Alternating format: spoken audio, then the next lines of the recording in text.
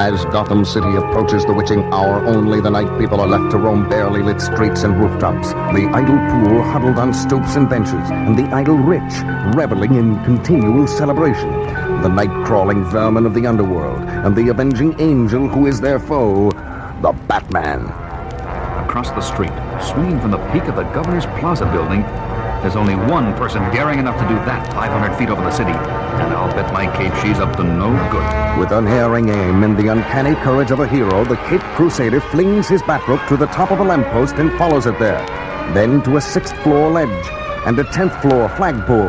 Higher, higher, until he is close enough to see... Catwoman! Swing through that window, and the next time you touch ground, it'll be in a cell. My darling Batman, what a wonderful surprise to find you here. I don't suppose I could interest you in half the take from the cat's eye jewels on display on the 53rd floor? No chance. You'll need an explosive to blow through the steel-reinforced windows to that floor, and that will take time you don't have anymore. You have such a way with logic, dear Batman, so you realize, of course, that I have every opportunity to escape through the window of another floor! I stalled almost long enough to grab her. But now that she's made a move, I've got to stay close. Through the broken window and down unlit corridors of the skyscraper, Gotham's guardian follows the barely audible footsteps of the Catwoman.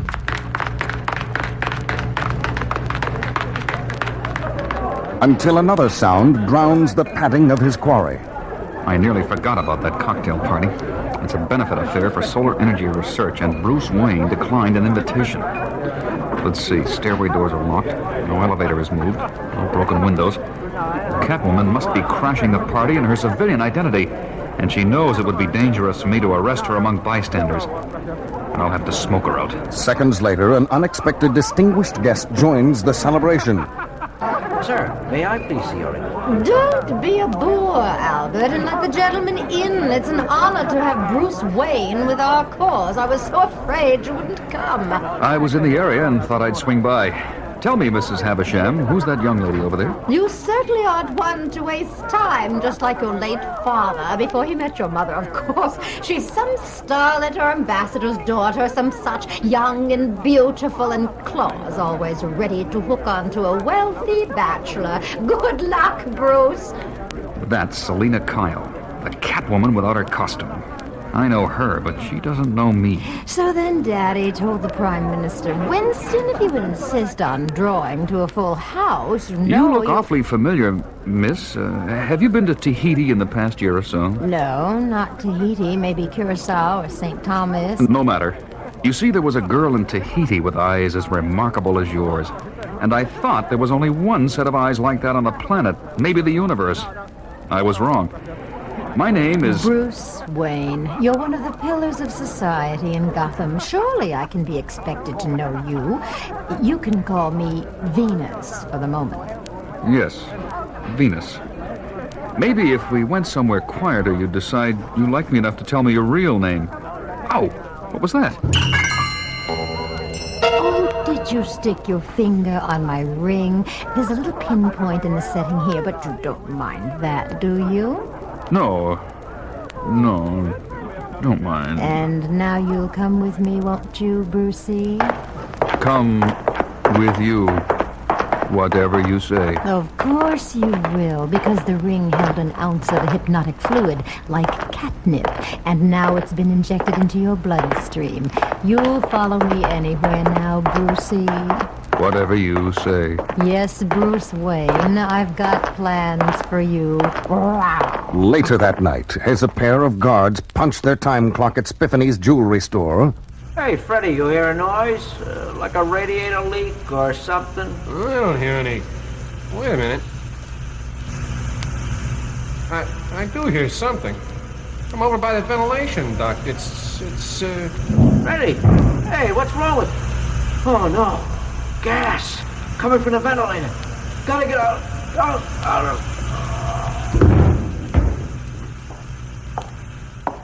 Your new costume is just like mine, Brucey. From now on, you'll be called Catman. Catman. The guards never saw what hit them. Now let's see how a pillar of society does a tough job. You'll do everything I say. Everything. Any pressure on the floor between us and the gem display will cause an alarm to wake the dead. What we've got to do is hook a rope between us and the far wall and climb across to... Bruce? Catman, what are you doing with that rope? Hook rope between here and far wall. You lassoed the light fixture like an expert. Climb across it. And you're walking it as if you were born into a circus family. Seems I've underestimated you society playboys. Lead on, Catman. The next day, in the Catwoman's lair... And this morning at Spiffany's jewelry store, the famed Felicia gem collection was stolen from its burglar-proof case. Authorities believe it to be the work of the Catwoman. Along with her new associate. For now, you'll be locked in my cage, Bruce, and you'll like it. Like it. Oh, scrape my hand on the sharp edge of this cage. Pain. I've already been accessory to one crime, and Catwoman's planning another one. But the pain gives me an idea. By the time I give you the drug to counteract my hypnotic catnip, you'll be up to your whiskers in crime. You'll have no choice but to stay with me. Haven't been able to fight the drug, but maybe if I keep banging my hand on the sharp edge, the pain will help me beat it. Let's go, Brucey, into your costume. The Museum of Natural History is waiting for us. This is a real two-cat job, so take this walkie-talkie. Catman, did you hurt that hand? Hurt hand. Pain. You'll live. Meanwhile, it'll be your job to turn off the rooftop alarm while I stand watch.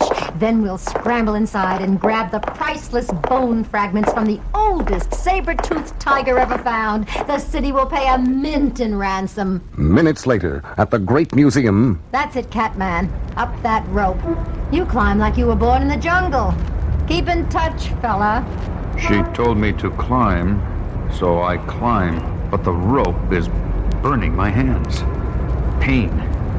Snap out of it. If I feel enough pain, I'll beat it. Catwoman to Catman, I see you've reached the roof. Can you see the alarm mechanism? Alarm mechanism, yes. Powered by storage battery. Fine, Catman. Disconnect the battery's cathode the way I showed you and... Catman, what's wrong?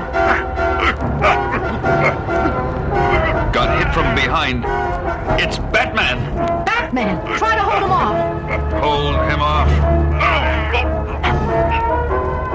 Catwoman, this is the Batman. I don't know who your tough friend is, but the treatment he's getting should go to you. Catman, I'll be right up to help you. Hold on.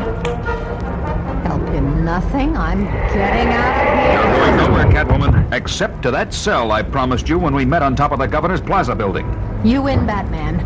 But not completely. Not completely, eh? It looks as though Gotham's finest are alert tonight, too.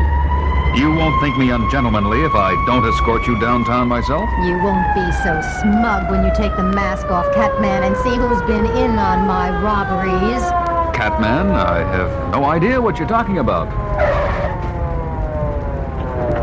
Catman, the man you caught on the roof of the museum, the one you took that walkie-talkie away from. He's tied on the roof. His name is... Batman, is this the lady behind the crime wave around town this week? This young lady is the crime wave officer. And quite a young lady she is, too. I was going to frame Wayne, but good. Gotham society would never have recovered. I'll get even with you, Batman. I doubt it, Catwoman. But I'm looking forward to the next time you try. Book her, officer.